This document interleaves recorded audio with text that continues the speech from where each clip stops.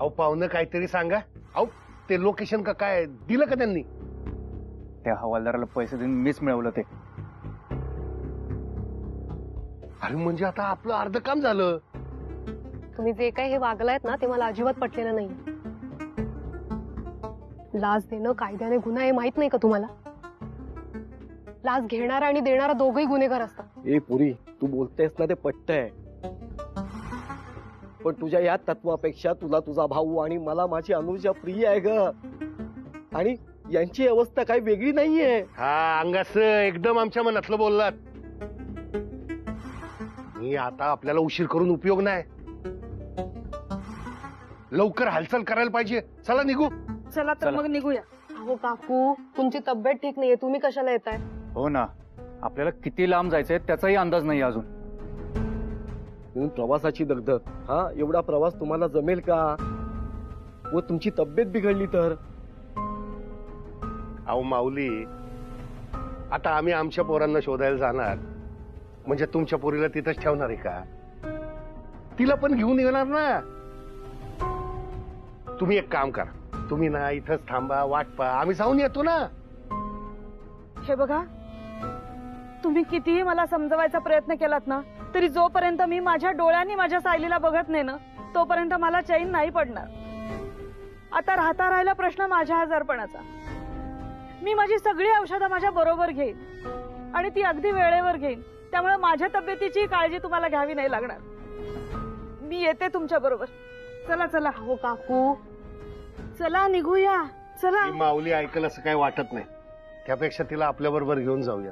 हा काय म्हणताय? चला माऊली, चला चला चला हो. चला चला.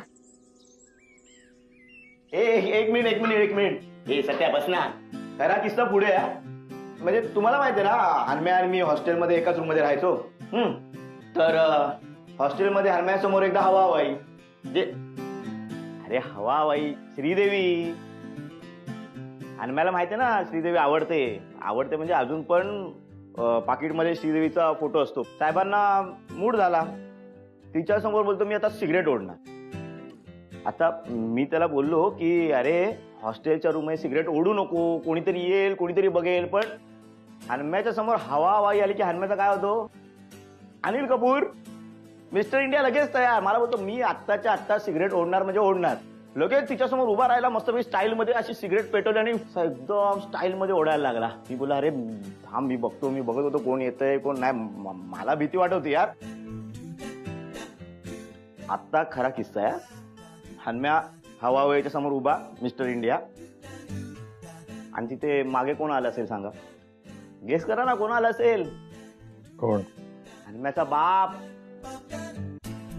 आता सीन बघा काय, हवाबाई समोर मिस्टर इंडिया म्हणजे आपला हनम्या आणि मागे मोगॅम्बो. मला हनम्याच्या बापाला बघून माझा असायला आता याला कसं सांगू. म्हणून मी आपलं काय केलं, मी वेगळाच आवाज काढला. असा वेगळाच आवाज आल्यावर हनम्याने माझ्याकडे बघण्यासाठी तो मागे वळला. हनम्याला बघून बोगॅम्बो खुश हुआ, पण बोगॅम्बोला बघून हनम्या एकदम चुप हुआ. कारण सिगरेटचा सगळा धूर त्याच्या तोंडात होता. बापाला बघून हनम्याने सिगरेट मागच्या मागे उडवून दिली आणि सिगरेट ना बाल्कनीमध्ये मी पॅन्ट सुकत घातली होती त्याच्यावर पडली.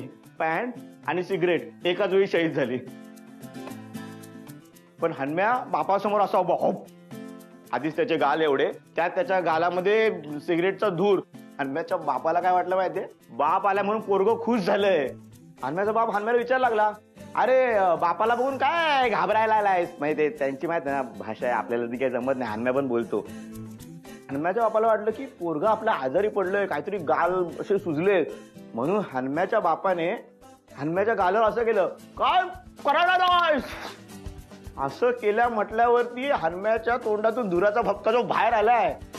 हनम्याच्या बापाला कळलं हा सिगरेटचा धूर आहे. त्यानंतर आमच्या हॉस्टेल रूम मध्ये अर्धा तास दोघं पकडापकडी खेळत होते. राज्य कोणावर ते कळतच नव्हतं. हनम्या पुढे बाप मागे, हनम्या पुढे बाप मागे. हनम्याच्या बापाने कुठून कुठून त्याचा धूर काढलाय ते काय तुम्हाला मी आता सांगत नाही.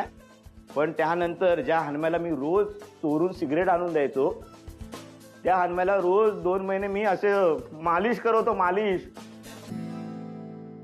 त्याच्यानंतर हानम्या आपल्या कॉलेजमध्ये कसा फिरायचा माहिती आहे ना, म्हणजे शशी कपूर असा असतो, हानम्या असा स्लो मोशनचा शशी कपूर झाला होता.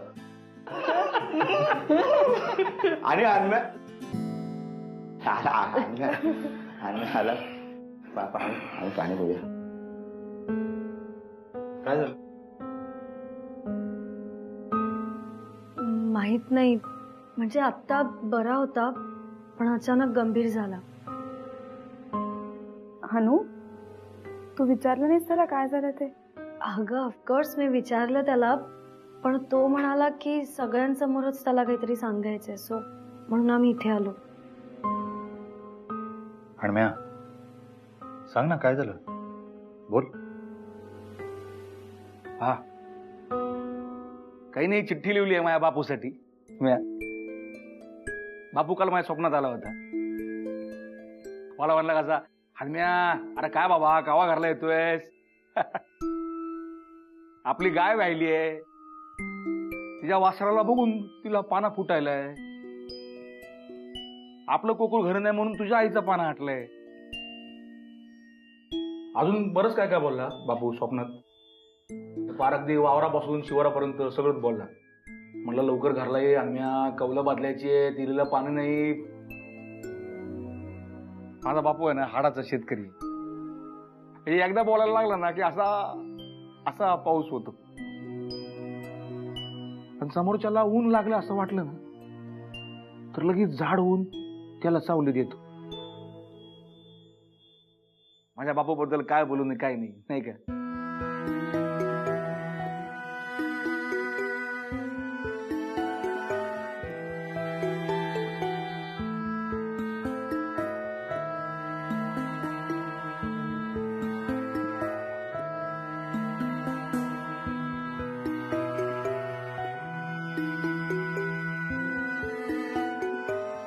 विकी, सत्या, इथे आपल्या आजूबाजूला ज्या काही गोष्टी घडतात ना त्याच्यावरनं मला तरी असं वाटत नाही की माझ्या बापूशी भेट होईल. प्लीज असं नको बोलू. अगं नाही ग, अगं बोलू दे मला. पुन्हा मला हे असं बोलायची संधी कावा गावणार आहे. तर मी कुठं होतो विक्या? हाय भावा, ही चिठ्ठी मी माझ्या बापूसाठी लिहिली आहे बरं का. समजा इथं माझ्या जीवाचं जे काही बरं वाईट झालं तर तेवढी चिठ्ठी माझ्या बापूच्या हातात दे. यात ना मला माझ्या बापूबद्दल जे काय वाटतं ना, जे मी कधी बापूला तोंडावर बोलू शकलो नाही ते असं लिहिलंय. तुम्हाला माहिती आहे माझा बापू मला किती तोडवायचा. तोच मला तोडवणारा बापू आज माझ्यासाठी वाटा तोडवतोय. त्याच्या हरम्याला हुडकायला जंगल पिंजून काढतोय. त्या माझ्या बापूला चिठ्ठी द्या आणि त्याला सांग, या चिठ्ठीतनं हणम्याला एवढंच सांगायचंय, बापू या हणम्याचं तुझ्यावर लय जीव आहे. आणि समजा माझं इथं काय बरं वाईट झालं ना तरी पुढला जन्म मला तुझ्याच खोपट्यात घ्यायचं.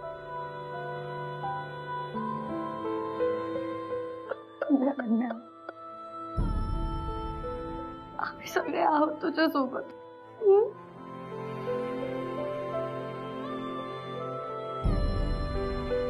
आता हणम्याच्या ज्या काही भावना आहेत त्या थोड्याफार फरकाने आपल्या सगळ्यांच्याच आहेत. या सिच्युएशन मध्ये वाचायचं असेल तर आपल्याला एकच गोष्ट करायची, ती म्हणजे एकमेकांची काळजी घेणं आणि सगळं काही विसरून एकमेकांचा हात असा घट्ट धरून ठेवणं.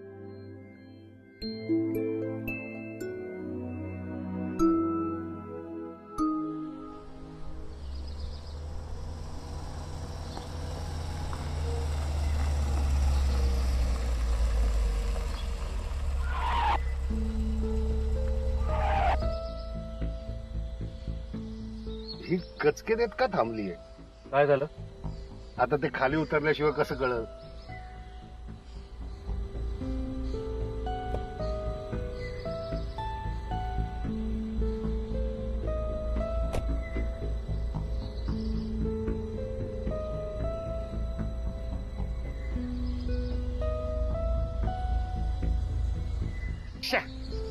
काय झालं बापू?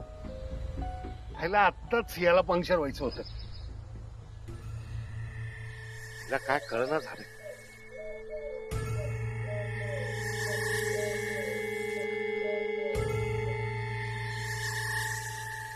पंक्चर झालंय ते.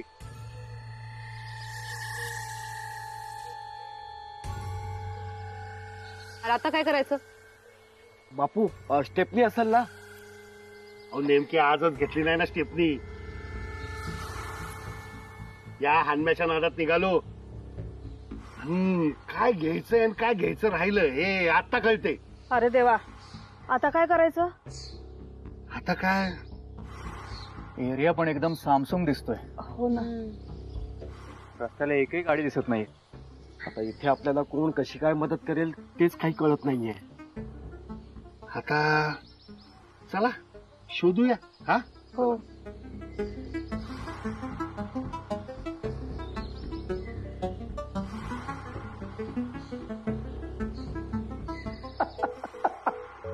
अरे काय काय काय येडा येडा येडा. काय काय चाललंय? अगं काही नाही, किती हसतोय? माझ्या बापूचे फोटो बघून हसायलोय बघ.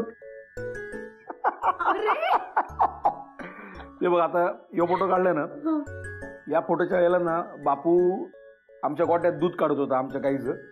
आणि मी असं मागणं गेलो आणि बापूच्या अंगावर थंड पाण्याची बाटली अशी वाटली. असा मागा वळला हानम्या. आणि बरं का माझ्या बापानं मला माझ्या आईशीवर नशिबी आणली. माझ्या मागा लागला काठी घेऊन हानम्या हानम्या हानम्या.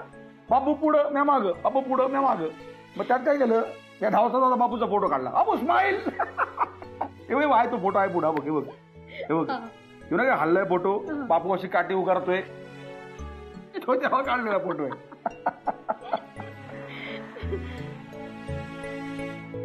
बापू बापू बापू.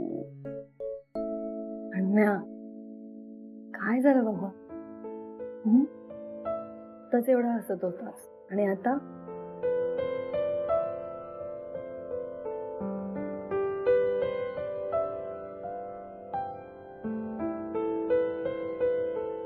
ह्याचा लय जीव आहे ग माझ्यावर. ह्यो ना माझ्याशिवाय एक क्षण पण राहू शकत नाही. मी हॉस्टेलला राहायचो ना तेव्हाच कसा बसा राहायचा.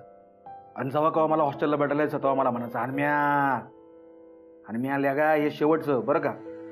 यापुढं जर माझ्यापासून लांब राहायला गेलास असा मारीन तुझ्या मायची आठवण येईल. बापू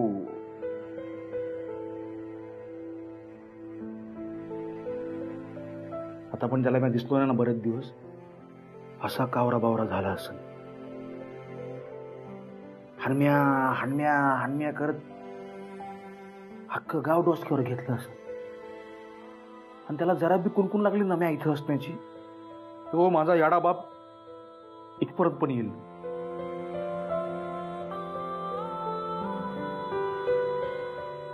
बापू हे बापू.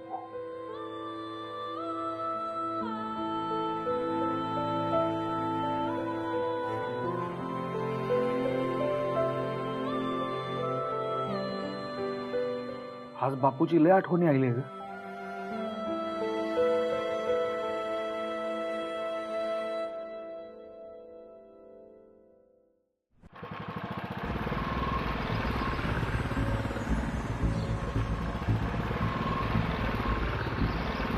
साहेब थांबा. नमस्कार साहेब. तुम्ही अगदी देवानी धावून आलात बघा. ते आमची गाडी पंक्चर झाली आहे, काही मदत मिळाली तर बरं होईल.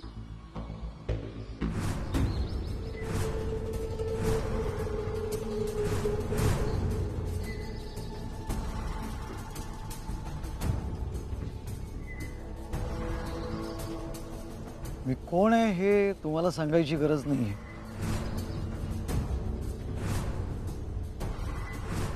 पण तुम्ही कोण आहात हे बघावं लागेल. साहेब काय नाही, आमच्या गाडीचं टायर पंक्चर झाले हो. आम्हाला लय पुढे जायचंय. तुमची काय मदत मिळाली तर लय बरं होईल हो. पुढे जायचंय हा. कशाला? काय काम आहे?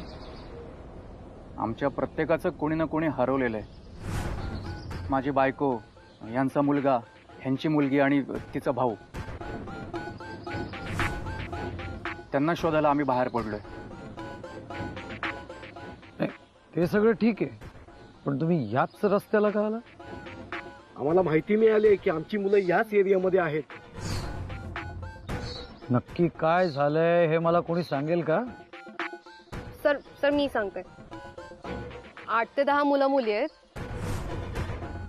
ते 10 वर्षापूर्वी एकाच कॉलेजमध्ये होते. काही दिवसांपूर्वी रियुनियनसाठी म्हणून ते इकडे आलेत, पण ते काय परत आले नाहीये. हो, आणि त्यांना शोधण्यासाठी जे जे करणं गरजेचं होतं ना ते सगळं आम्ही केलं. शेवटी नाईलाजाने आम्हीच निघालोय त्यांना शोधायला. हा म्हणजे हा जरा प्रॉब्लेमच झालेला आहे आमचा. तर प्लीज तुम्ही आम्हाला काही मदत कराल का? त्यांच्याबद्दल तुम्हाला काही माहिती असेल तर प्लीज सांगाल का तुम्ही आम्हाला? माहिती असायला इथे कोणी यावं लागतं. तुम्ही आत्ताच म्हणताय, गेल्या वर्षभरात इथे कोणी झालेलं नाहीये. असं तुम्ही म्हणताय हो, पण आमच्याकडे पक्की खबर आहे आमची पोरं इथंच मोरं गेली आहेत म्हणून. मला सांगितलेलं कळत नाही काय? हा, नाही कळत. इथे येणारा आणि जाणारा प्रत्येकाची नोंद माझ्या खिशात असते. तुम्ही इथे आलात नाही, तुमचं नशीब. युटर्न करायचं आणि मागे फिरायचं. का? आम्ही का मागे जायचं? इथून पुढे जायला आमच्या डिपार्टमेंटची परवानगी नाहीये. हो साहेब, आम्ही आमच्या पोरांना शोधायला आलोय, कोणाची शिकार करायला नाही. आणि आमच्या पोरांना शोधायला आम्हाला कोणाच्या परवानगीची गरज नाही. मला कळतंय का तुम्ही काय करताय? एका सरकारी अधिकाऱ्याला त्याची ड्युटी करण्यापासून अडवताय. हे असल्या सरकारी अधिकाऱ्यांमुळेच आमच्यावर ही वेळ आली इथे यायची. तुम्हाला एकदा सांगून कळत नाही का? नाही कळत. तुम्ही कायदा हातात घेताय. ए, तुला काय समजायचं ना ते समज. आता हा बापू आहे ना, कोणाच्या बापाला ऐकत नाही. ए, हा माझा एरिया आहे. जास्त शाणपणा केलास ना तर 8 टाकेन. मग बघू कोण कोणाच्या बापाला घाबरतं ते. ए सुकळीच्या, मी माझ्या हन्म्याला शोधणार आणि हन्म्याला शोधण्यापासून मला कोणी बी अडवू शकत नाही. आणि आता मला तर बघायचंच आहे कोण अडवतं ते.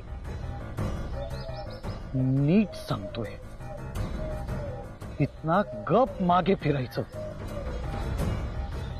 नाही. फिरणार. अति होतंय. काय समजायचंय ना ते समज. सर प्लीज, तुम्ही आर्ग्युमेंट करू नका. यांना समजून सांगा. मी समजावते त्यांना. बापू, पण प्लीज आम्हाला थोडा वेळ द्या. आता जातोय. परत येईपर्यंत तुम्ही इथे मला दिसता कामा नाही.